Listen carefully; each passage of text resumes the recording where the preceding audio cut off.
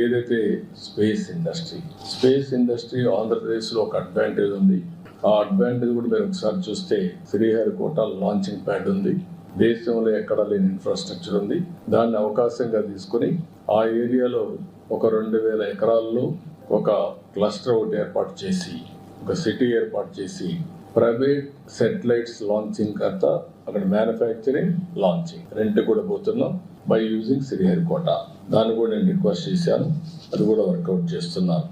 అంటే ఇవన్నీ వస్తే రాయలసీమలో హైటెక్ ఇండస్ట్రీ పెద్ద ఎత్తున వస్తుంది, ఒక హబ్గా తయారవుతుంది, దేశానికి ఒక తలమానికంగా తయారయ్యే అవకాశం వస్తుంది. వాళ్ళు కూడా ఎలక్ట్రానిక్ సిటీ, వాళ్ళు కూడా మేజర్ కన్సార్టియంలో ఉంటారు. యాపిల్, ఆల్ మ్యానుఫ్యాక్చరర్స్ ఎంఓఈ చేసుకుంటా ఒక 3 నెలల్లో వర్క్ స్టార్ట్ చేయాలని చెప్పి పాలసీస్ అన్ని వర్కౌట్ చేస్తున్నారు. ఆల్ ఇన్ఫ్రాస్ట్రక్చర్ ప్రొవైడ్ చేసే బాధ్యత మాది. Employment plus development. ఎందుకంటే ఒక పక్కన ఆ ఏరియాలో మీకు పెద్ద advantage Bengaluru airport, air cargo, sea cargo, Krishnapatnam port, road కూడా ఉన్నది బెస్ట్ రోడ్. సిటీస్ చూస్తే బెంగళూరుకు natural destination towards Lepakshi. 13 advantages ఉన్నాయి కాబట్టి they are also showing interest. ఇది పెద్ద హబ్గా తయారు చేస్తాం. That is where we're working. ఇది కాకుండా ఇంకొక పక్కన నేను ఇప్పుడే డిఫెన్స్ మినిస్టర్తో మాట్లాడినప్పుడు భారత్ ఎలక్ట్రానిక్స్ లిమిటెడ్ పాలసముద్రం అనంతపురం జిల్లాలో ఉంది. దీన్ని కూడా లాజికల్ గా తీసుకుపోవాలి. మొన్నే అన్ని ఇన్సెంటివ్స్ ఇచ్చాం, లాజికల్ గా తీసుకుపోవాలని చెప్పి అడిగాను. దాన్ని కూడా వర్కౌట్ చేస్తామన్నారు. ఇంకొక పక్కన PATNL, అదే మరిగా మిథాని అండ్ నాల్కో, వీళ్ళందరూ కూడా 60,000 TPA high end aluminium alloys production plant నెల్లూరులో ఉంది.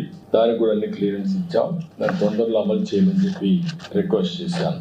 ఇంకొక పక్కన ఇవి కాకుండా ఏదైతే మనకు నాగాయలంక ఇప్పుడు మిసైల్ టెస్ట్ రేంజ్ మొన్నే ఇచ్చారు. అంత మునిపే మిసైల్ టెస్ట్ రేంజ్ ఫెసిలిటీస్ సూర్యలంకలో వచ్చాయి. ఈ 2 వచ్చిన తర్వాత డోనకొండ ఎయిర్ స్పేస్ తయారు చేయడానికి ఎయిర్ ఫోర్స్ ని IAF అని తీసుకోమని అక్కడ డెవలప్ చేయమని కోరాం.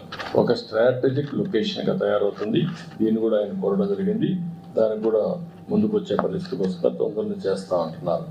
విశాఖపట్నం కూడా మీరు చూస్తే naval equipment and weapons testing facility పెట్టమని, ఏదైతే ఈస్టర్న్ నేవల్ కమాండ్ ఉంది కాబట్టి అక్కడ national advanced of sure base పెట్టుకొని ఇవన్నీ డెవలప్ చేయమన్నాం. దీనికి కూడా ముందుకు వస్తామని చెప్పారు.